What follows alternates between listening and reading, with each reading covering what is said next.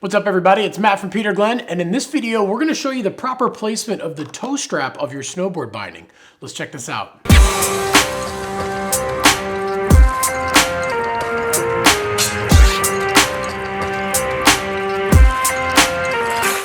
All right, so with standard strap bindings, we've got two straps. We have your ankle strap. That one's super easy, right across your ankle. But then we also have a toe strap. And there can be a little bit of confusion as to exactly where these are supposed to go, especially depending on the company and how they design the toe strap. So back in the olden days, when I started snowboarding, we had flat straps that would go across the top of your toe. It would literally just go over the toe. And this was basically to help keep the toe of the boot down. When you lean back, you push back against your high back, but then this would also grab a hold of that toe and help lift the front of the binding from your toe side edge. You weren't relying solely on your high back. So fast forward about 20 years and the company started doing toe cap straps. And these are basically straps that don't go over the top of the foot. They don't go around the front of the toe, but they actually go on a 45-degree angle and they push your foot down and back into the binding. Now this gives you a much better link to your binding. It's pushing that foot back into the heel loop. But the most important thing is this is taking all of the stress off of the top of your foot and it's putting it on the frame of the boot. When you ratchet a strap down here and pull it really tight, it pushes on the framework of the boot. When you have it over the top, it's actually pushing down on your toes. And if you have your toe strap adjusted tight, it can put unnecessary pressure on the top of your toes. So it is definitely a performance thing, but most importantly, it's a comfort thing. Now, when you're looking at the bindings, obviously we look at this Burton binding and you can see that this strap is obviously shaped three-dimensionally to kind of go around your foot. But on the inside of the binding, there really is just a solid piece here and a solid piece here, and all of this three-dimensional part that kind of wraps around the top and the toe of the boot is just a soft rubber. So the meat and potatoes of this binding is kind of similar to a flat strap.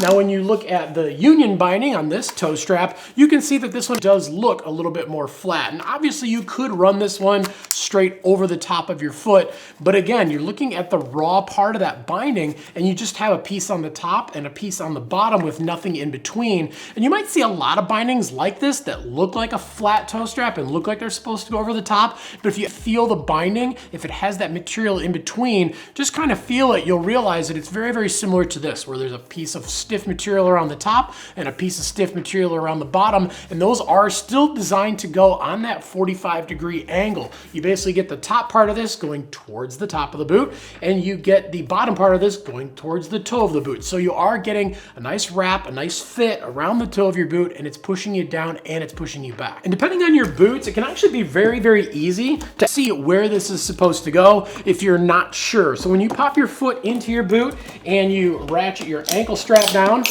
when you look at your boot, if it has this seam right on the toe, that's basically kind of a good guide. You want the center of this strap, you basically want that seam to go right through the center of that strap.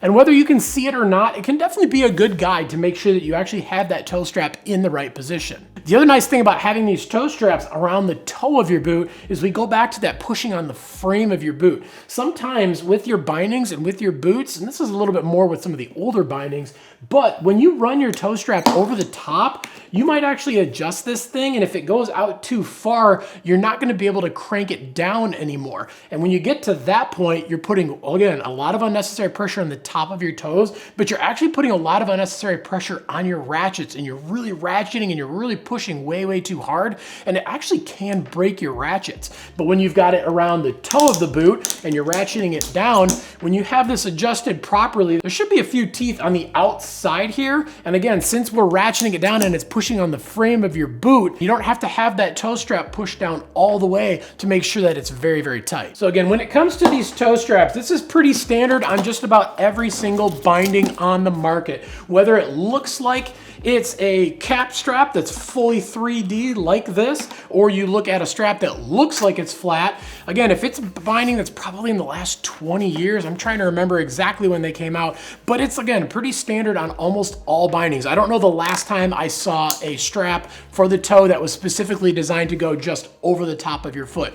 And some people do still like to have their strap over the top of their boot. And if it does feel better and it's not giving you any pressure, it's not giving you any pain, that's fine. But in the long run, just functionally around the toe of the boot and kind of on that 45-degree angle, it's gonna feel better and it's gonna link you to your binding better. But if you got any questions about anything that we talked about in this video or about any of the bindings that we sell at peterglenn.com, definitely leave some comments down below. We're on there every single day trying to answer your questions. We wanna make sure we can get you into some rad gear, but most importantly, we wanna make sure that you can use it right and you can be comfortable using it as well.